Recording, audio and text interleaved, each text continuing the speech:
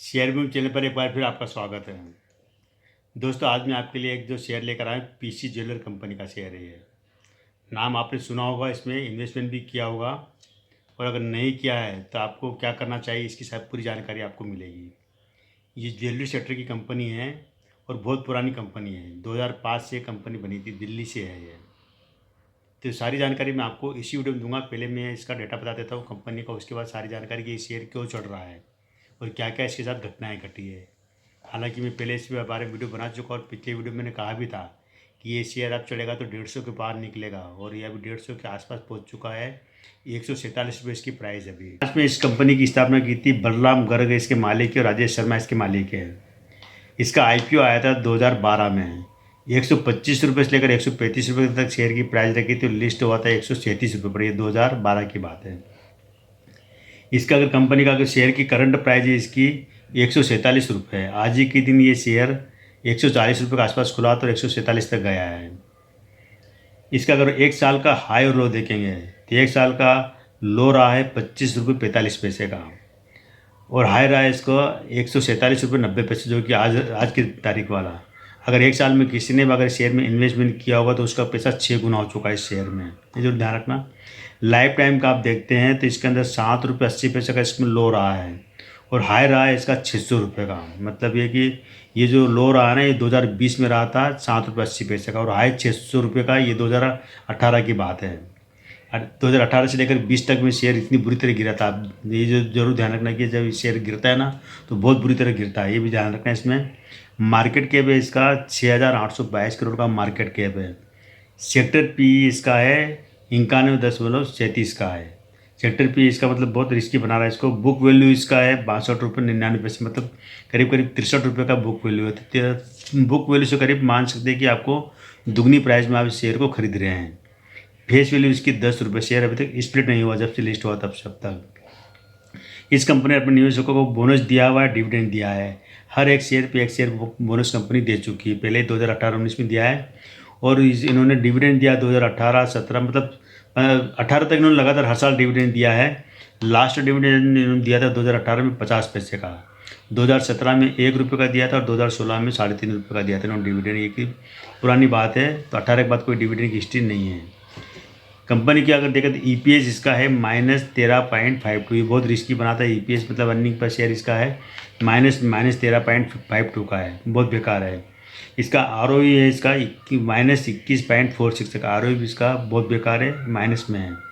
डेप्ट है इसका, कर्जा देखे जाए तो कंपनी पर 1.4 का, मतलब कह सकते हैं कि मोटा मोटा 1.5 गुना कर्जा, जितना मार्केट कैप है उसका 1.5 गुना कंपनी के ऊपर कर्जा भी है, 1.39।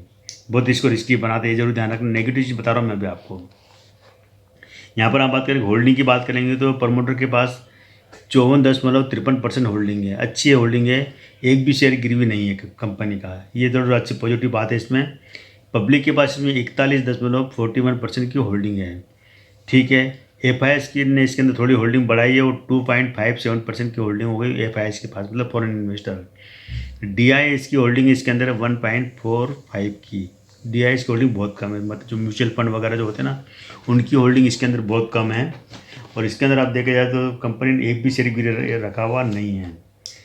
अब हम बात करते हैं इसकी जो सेल्स ग्रोथ की, तो सेल्स ग्रोथ इसकी 10 साल में -20% की है, और 5 साल में है -41% की। बहुत बेकार है, आप ये जरूर ध्यान रखना, सेल्स ग्रोथ नहीं है। प्रॉफिट ग्रोथ की बात करेंगे तो वो 0 है, दोनों 10 साल में 0, 5 साल में 0 है। CAGR इसका 3% का रहा है 10 साल में, और 5 साल का देखा जाए तो 27% का। लाभांश इसका 27% का रहा है, और 5 साल में -6% का, मतलब 27% रहा 10 साल का, और 5 साल में -6% का रहा है इसमें। अब हम देखते हैं कि मालिक के पास क्या ऐसी चीज़ है कि जिससे कंपनी को चलाने के लिए कितना फंड है इनके पास, कितना पैसा है। तो शेयर पूंजी ग्रुप में इनके पास है 465 करोड़ रुपए शेयर पूंजी ग्रुप में है। ये अच्छी बात है, बढ़िया है। इनके पास भंडारण, मतलब रिजर्व इनके पास 2,467 करोड़ का रिजर्व है इनके पास, ये भी अच्छा है। लेकिन यहाँ पर सबसे बड़ी जो नेगेटिव चीज़ है, जो दिक्कत देने वाली चीज़ ये है कि उधार इनका 4,150 करोड़ का उधार, मतलब मोटा मोटा कह सकते हैं कि 4,200 करोड़ का इनका उधार देना बाकी, जिसमें बैंकों का कर्जा है और प्राइवेट लेनदार भी है। अन्य देनदारियाँ 138 करोड़ 88 करोड़ का अन्य देनदारियाँ हैं।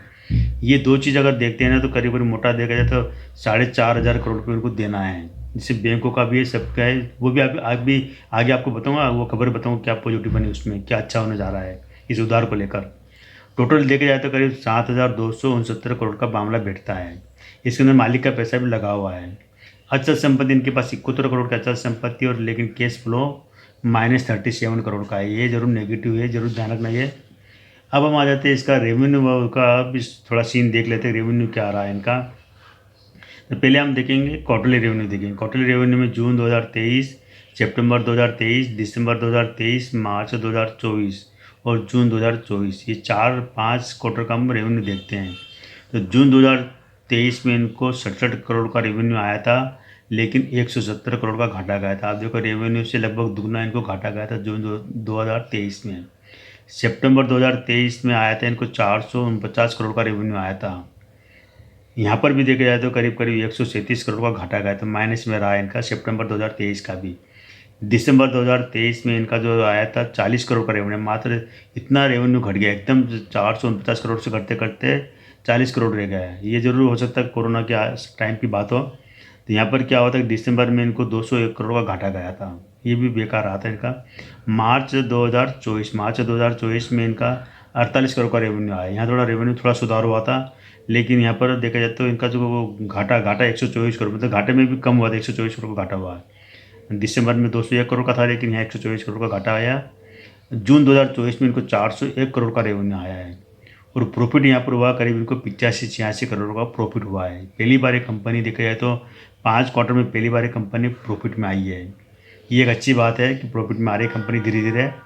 रेवेन्यू की हम बात करेंगे जो सालाना रेवेन्यू 2020, 2021, 2022, 23 और 24, ये 5 साल का हम रेवेन्यू देखते हैं। यहाँ पर आपको ये जरूर ध्यान रखना है कि 2020 में इनका जो रेवेन्यू हुआ करता था, आप आश्चर्य करूँगा कि 5,206 करोड़ का रेवेन्यू आया था 2020 में, जबकि उसमें कोरोना का दौर चला था, इतना रेवेन्यू आया था और इन्होंने करीब 83 करोड़ रुपये कमाया था, बहुत अच्छा कमाया था। 2021 में इनको 2,825 करोड़ का रेवेन्यू आया था, ये भी कोरोना का दौर था, वहाँ भी इन्होंने करीब 62 करोड़ रुपये कमाए थे, बहुत अच्छे था ये। 2022 ही 1,605 करोड़ का रेवेन्यू आया था, लेकिन यहाँ पर इनको घाटा चले गया था, करीब 391 करोड़ का घाटा गया था, मोटा मोटा 400 करोड़ रुपये घाटा गया था इनको 2022 में।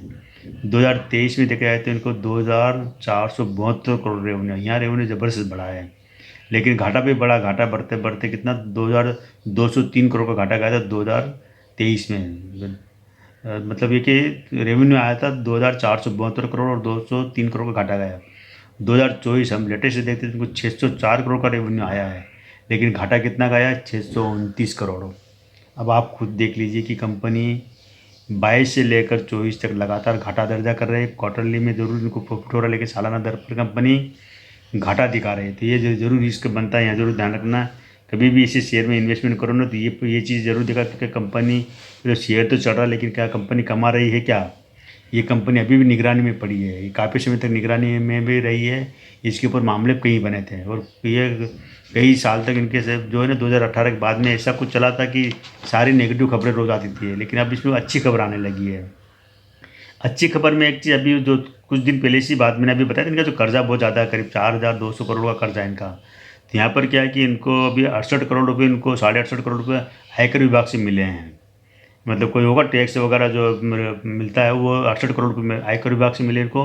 और कोटक महिंद्रा बैंक के साथ क्या इन्होंने कुछ लोन ले रखा था, तो वहाँ पर वन टाइम सेटलमेंट हो गया वहाँ पर कोटक महिंद्रा के साथ के। तो जो भी इन्होंने संपत्ति और जो गिरवी रखी थी, तो वो सब अब फ्री कर देंगे बैंक का, और जो भी पैसा लेन देन है बैंक जो भी ब्याज छोड़ना चाहे वो छोड़ देगी, इसके अंदर ये है। पीएनबी में भी सेटलमेंट हुआ है, पीएनबी बैंक वहाँ पे वन टाइम सेटलमेंट हुआ, उसको मंजूरी मिल गई है, मतलब अभी चल रहा है, प्रोसेस में है। एक साल में इसने 400% का रिटर्न दे चुकी कंपनी। मैंने बताया ना, एक साल का इसका जो लो रहा है 25 रुपये का लो रहा था, और अभी जो 147 रुपये का, तो करीब 400-500% का रिटर्न दे चुकी है एक साल में। अच्छी बात है। यहाँ पर एबिटा में सुधार हुआ है इनका, -42 करोड़ था पहले एबिटा, लेकिन अब +89 करोड़ का हो गया। यहाँ तक जरूर ठीक है, यहाँ कोई दिक्कत नहीं है। अब हम उस चीज़ पे आ जाते हैं कि क्या ऐसी वजह रही थी कि ये कंपनी, मतलब इतनी अच्छी कंपनी होने के बावजूद भी इतनी बुरी तरह गिरी थी कि ये शेयर 600 रुपये से गिरते गिरते 8 रुपये पर आ गया था। तो यहाँ पर क्या है कि कुछ ऐसे खबरें आई थी और कुछ ऐसे मामले बन चुके थे जिसमें मालिक तक इन्वॉल्व। क्या होगा कि 2018 में शेयर अचानक 300 रुपये चढ़ते चढ़ते 600 रुपये तक पहुँच गया था, और वहाँ पर बाद में 22 लाख शेयर बेचे गए थे, और बाद में बिकवाली बढ़ती गई तो अचानक इसी निगरानी में आ गया कि इतनी बड़ी क्वांटिटी में शेयर किसने बेचे, कहाँ से आए। तो जब छानबीन करी तो मालूम पड़ा कि ये जो बिकवाली आई थी वकरंग लिमिटेड की, वहाँ से बिकवाली आई थी। तो जब पूरी एक छानबीन करी, छानबीन में क्या निकल के आया था, जो वकरंग लिमिटेड के जो मालिक और एक बिजनेस पार्टनर भी है दोनों ही।